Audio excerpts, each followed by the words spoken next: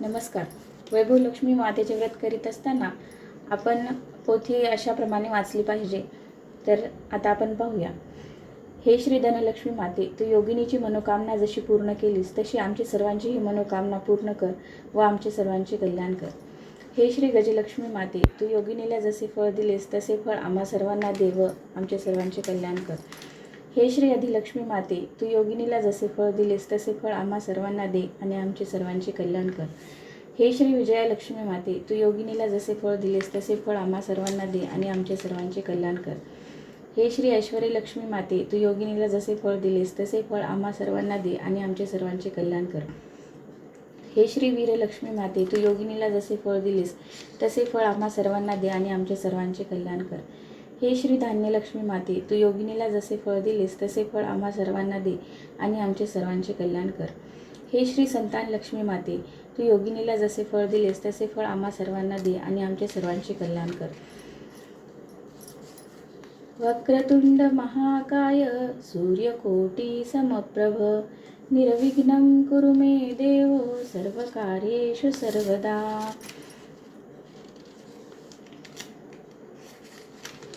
यानंतर आपण लक्ष्मीस्तवन श्लोक म्हणायचा आहे. या रक्तांबुजवासिनी विलसिनी चंडांशु तेजस्विनी या रक्तरुधिरांबरा हरिसखी या श्रीमनोलादिनी या रत्नाकरमंथना प्रगटिता विष्णू स्वया गेहिनी सा मां पातु मनोरमा भगवती लक्ष्मीश्च पद्मावती. यानंतर महालक्ष्मीचे आपण डोळे मिटून ध्यान करायचे आहे. अक्षस्त्रकपराशुंगदेषु कुलिशं पद्मं धनुकुण्डिकां दण्डशक्तिमसिञ्चं चरणजलजं घण्टासुराभाजनं शूलं पाशसुदर्शने च ददति हस्तै प्रवालप्रभां सेवे सैरिवमर्दिनीमिह महालक्ष्मी सरोजस्थितां. तर यानंतर आपली इच्छा पूर्ण होण्याकरिता खालील श्लोक म्हणायचा आहे. देहि सौभाग्यमारोग्य देहि देवी परम सुखम रूपम देहि जयं देहि यशो देहि द्विषो जहि विदेहि देवी कल्याण विदेहि परमां श्रियं रूपम देहि जयं देहि यशो देहि द्विषो जहि विद्यावन्तं यशस्वतं लक्ष्मीवन्तं जनं कुरु रूपं देहि जयं देहि यशो देहि द्विषो जहि पुत्रान् देहि धनं देहि सर्वकामाश्च देहि मे रूपं देहि जयं देहि यशो देहि द्विषो जहि देवी प्रपन्नार्ति हरे प्रसिद्ध प्रसिद्ध मातर जगतोऽखिलस्य प्रसिद्ध विश्वेश्वरी पावाहि विश्वतोमेश्वरी देवी चराचरस्य. यानंतर आपण लक्ष्मी गायत्री मंत्र म्हणायचा आहे. ओम महालक्ष्मी च विद्महे विष्णुपत्नी च धीमहि तन्नो लक्ष्मी प्रचोदयात्.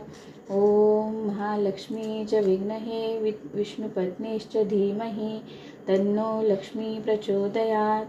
ओम महालक्ष्मी च विद्महे विष्णुपत्नीश्च धीमहि तन्नो लक्ष्मी प्रचोदयात्. त्यानंतर आपण प्रार्थना म्हणायची आहे. ऋणरोगादिदारिद्र्यं पापं च अपमृत्यवः भयशोकमनस्तापा नश्यन्तु मम सर्वदा. श्रीर्वचस्व आयुष्य आरोग्यमाविदाश्चोपभानं महीपते धनधान्यं पशु बहुपुत्र लाभं शतसंवत्सरं दीर्घमायुः. यानंतर महालक्ष्मीष्टक म्हणायचं आहे. श्री गणेशाय नमः. श्री इंद्र उवाच. नमस्ते तु महामाये श्रीपीठे सुरपूजिते शंखचक्रगदाहस्ते महालक्ष्मी नमोस्तुते. नमस्ते गरुडारूढे कोलासुरभयंकरी सर्वपापहरे देवी महालक्ष्मी नमोस्तुते. सर्वज्ञे सर्ववरदे सर्वदुःखहरे देवी सर्वज्ञे सर्ववरदे सर्वदुष्टभयंकरी सर्वदुःखहरे देवी महालक्ष्मी नमोस्तुते. सिद्धिबुद्धिप्रदे देवी भुक्तिमुक्तिप्रदायिनी मंत्रमूर्ते सदा देवी महालक्ष्मी नमोस्तुते. आद्यंतरहिते देवी आद्यशक्ती महेश्वरी योगजे योगसंभुते महालक्ष्मी नमोस्तुते. स्थूलसूक्ष्म महारौद्रे महाशक्ती महोदये महापापहरे देवी महालक्ष्मी नमोस्तुते. पद्मासनस्थिते देवी परब्रह्मस्वरूपिणी परमेशी जगन्माता महालक्ष्मी नमोस्तुते. श्वेतांबरधरे देवी नानालंकारभूषिते जगस्थिते जगन्माता महालक्ष्मी नमोस्तुते. महालक्ष्मीष्टकं स्तोत्र यः पठेत् भक्तिमान् नरः सर्वसिद्धिप्राप्नोति राज्यं प्राप्तेति सर्वदा। एककाले पठे नित्यं महापापविनाशनं द्विकालं यः पठे नित्यं धनधान्यसमन्वितः त्रिकालं यः पठे नित्यं महाशत्रुविनाशनं महालक्ष्मीर्भवे नित्यं प्रसन्ना वरदा शुभा इति इंद्रकृत श्री महालक्ष्मीष्टकस्तवः संपूर्णः। तर यानंतर आता आपण कथा वाचायची आहे, व्रतकथा, आणि त्यानंतर आपण आरती करायची आहे। श्री गणेशाय नमः। श्री वैभवलक्ष्मी व्रतकथा। एक फार मोठे नगर होते। त्या नगरात विविध व्यवसाय चालत असत। जसे कथा कीर्तन, देवभक्ती, देवपूजा वगैरे चालत असे, तसेच चोऱ्या, दरोडे, मद्यपान, जुगार हेही चालत होते। नीतिमान व धर्मशील माणसे त्यापासून 4 हात दूर होती। अशा त्या नगरात एक दाम्पत्य राहत असे। पतीचं नाव युगंधर व पत्नीचं योगिनी। पत्नी भाविक, श्रद्धाळू व सुशिक्षित होती। पती उद्योगी होता। स्थिती चांगली होती। संसार सुखात होता। योगिनी रोज देवीच्या देवळात जात असे। एखादे भजन म्हणत असे। पतीचीही तिला साथ होती, पण कालचक्र सतत चाकाच्या आराप्रमाणे फिरत असते आणि भाग्यपंथीही युगंधराला आपण एकदम श्रीमंत व्हावे असे वाटू लागले आणि तो जुगारी बनला। जुगाराने कोणाचे भले झाले आहे। शूरकृती विद्ये पांडवांनाही 12 वर्ष वनवास भोगावा लागला। द्रौपदीची विटंबना झाली। वैभव गेले। भगवान श्रीकृष्णाची कृपा म्हणूनच अखेर विजयी झाले। युधिष्ठिराने नगरात प्रवेश करताच दुर्गामातेचे स्तवन केले। सारांश श्रीमत अनंत श्री दुर्गामाता यांच्याच कृपेने पांडव पुन्हा सुस्थितीत आले। परमेश्वरी अधिष्ठानानेच महत् संकटे निवारण होतात हेच खरे। युगंधराने आपली संपत्ती, पत्नीचे दागदागिने, सारे वैभव जुगारापायी गमावले आणि मद्याच्या व्यसनाने त्याचा ताबा घेतला। शीलवती योगिनी काबाड कष्ट करून देवीची करुणा भासू लागली। ती संकोचाने बाहेर पडत नसे। देवळातही जाईनाशी झाली। घरीच देवीची करुणा भासू लागली। इकडे काय झालं? देवीला आपल्या प्रिय भक्तिनीची अनुपस्थिती जाणवू लागली। अनन्य चिंतन करणारी, मजा भजनाने आनंद देणारी योगिनी का बरं येत नाही? मला तिच्याकडे गेलंच पाहिजे। मग काय उशीर? देवीने श्वेतवस्त्र परिधान केले, वृद्ध स्त्रीचं रूप घेतलं आणि आली योगिनीच्या दारापाशी। दार बंद होते। आत योगिनी अनन्य भावाने, कारुण्याने देवीस चोवाळीत होती। वृद्ध स्त्रीने दार वाजविले। योगिनीने दार उघडलं। कोण हवंय आपल्याला आजीबाई? योगिनी म्हणाली, अगं मी तुझ्याकडेच आले आहे। ओळखलं नाहीस का मला? मी देवळातच असते। तुझी प्रार्थना भजन ऐकते। का बरं येत नाहीस हल्ली? वृद्धा म्हणाली।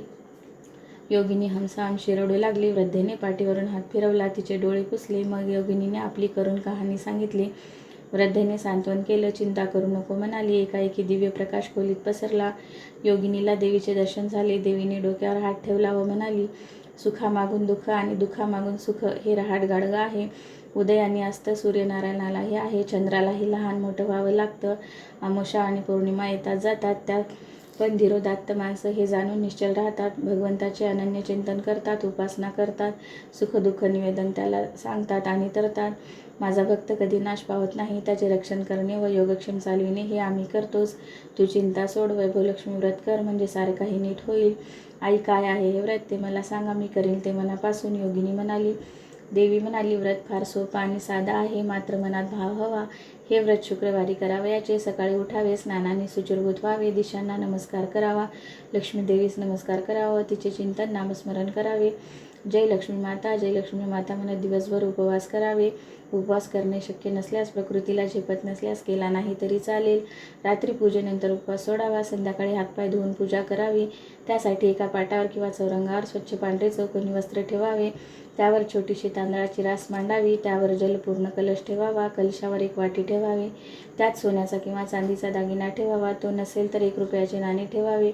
कलश ठेवण्यापूर्वी राशीवर कुंकवाचे स्वस्तिक काढावे। कलशाला कुंकवाची बोटे अष्टदिशांनी रेघा उभ्या उठवाव्यात। श्रीयंत्र कलशाला टेकून अथवा जवळ ठेवावे। प्रथम सुपारी विड्यावर पाणी सोडून गणपती पूजन करावा। हळद, कुंकू आदी सुगंधी द्रव्ये देवीस व श्रीयंत्रास अर्पावीत। तांबडे फूल देवीस वाटेतील व श्रीयंत्रास वाहावे। देवीचा स्तवन श्लोक म्हणावा। आपली इच्छा सांगावी, प्रार्थना म्हणावी, गोडाचा नैवेद्य दाखवावा, महालक्ष्मीष्टक म्हणावे। मग आरती करावी। आपल्या संकल्पामागे 11 किंवा 21 शुक्रवार असे पूजन करावे। शेवटच्या शुक्रवारी 5 किंवा 7 कुमारिका किंवा सुवासिनींना पाचारण करावे। लक्ष्मी स्वरूप मानून त्यांचे पाय धुवावे। त्यांना कपाळी हळद, कुंकू, अक्षदा लावाव्यात, प्रसाद द्यावा। तसेच व्रतकथेचे नवीन एक पुस्तक द्यावे। त्या दिवशी यथाशक्ती भोजन घालावे। देवीच्या नैवेद्यास खीर करावी। पूजाविधी आटोपल्यावर दागिने परत अंगावर घालावे अथवा जागच्या जागी ठेवून द्यावे। कलशातील पाणी तुळशीत विसर्जन करावे। तांदूळ पक्ष्यांना खायला ठेवावेत। या व्रताने ऐश्वरी, संपत्ती, संतती मिळते, संकटे नाहीशी होतात, घरात सुखसमृद्धीने भरभराट होते, लक्ष्मीचा वास घरात राहतो. योगिनीने सर्व काही लक्षपूर्वक ऐकले. हे व्रत मी मनोभावे करेन असे देवीस म्हणाली. योगिनी असे म्हणते तोच तथास्तु कल्याणमस्तु असे त्रिवार उच्चारण करून देवी अंतर्धान पावली. तो तेजाचा प्रकाशही गेला, पण योगिनीच्या अंतःकरणात आशेचा व श्रद्धेचा प्रकाशदीप उजळला. तिने पहिल्या शुक्रवारी 11 शुक्रवारांचा संकल्प करून मनोभावे पूजा केली. रात्र युगंधराला प्रसाद दिला. प्रसाद पोटात जाताच युगंधराला उपरती होऊ लागली. त्याने पश्चाताप व्यक्त केला. योगिनीचे व्रत सुरू होते. युगंधर आता काम करू लागला. दोघेही भरपूर कष्ट करू लागले. युगंधराचे मद्यपानाचे व्यसन सुटले. घरातील मतभेद संपले. आपण पत्नीचे ओरबळून घेतलेले दागिने त्यांनी सोडवून आणले. 11व्या शुक्रवारी मोठ्या थाटाने आणि उल्हासित अंतःकरणाने त्यांनी उद्यापन केले. सुवासिनींचा लक्ष्मी म्हणून सत्कार केला व प्रत्येकीला या व्रताचे एक पुस्तक दिले. शेजाऱ्या पाजाऱ्यांनी हा सर्व अद्भुत प्रकार पाहिला व योगिनीकडून व्रत समजावून घेऊन त्याही त्या करू लागल्या. श्री वैभव लक्ष्मीच्या मातेच्या व्रतप्रभावाने योगिनी व युगंधर संतती संपत्ती वगैरे ऐश्वर्याने संपन्न होऊन सुखी झाले व नम्रता आदरातिथ्य त्यांचे शीलच बनले. योगिनीवर जशी वैभव लक्ष्मीची कृपा झाली तशी ती तुम्हा सर्वांवर हो. कुटुंबात निरव्यसनता, सुखसमृद्धी, बुद्धी, श्रद्धायुक्त संतती नांदो. ही 60 उत्तराची कहाणी वाचा उत्तरी सुफळ संपूर्ण. जय लक्ष्मी माता की. तर यानंतर आपण आता आरती करून घ्यायची आहे.